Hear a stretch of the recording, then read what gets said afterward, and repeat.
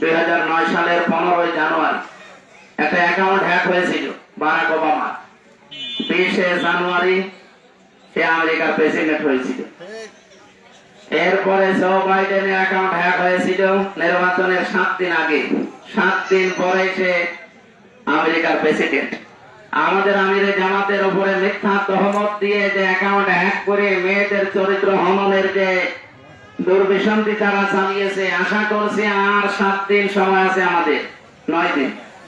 এই 9 দিন পরে ইনশাআল্লাহ বাংলাদেশের প্রধানমন্ত্রী হবে আমিরে জামাত ডাক্তার শফিকুর রহমান। কারণ এটা পৃথিবীর ইতিহাস বলে, এর আগে যার যার অ্যাকাউন্ট হ্যাক হয়েছে, মিথ্যা কথা ছড়িয়েছে তাদের নামে, আল্লাহ তাদেরকে ক্ষমতায় বসিয়ে দিয়েছে।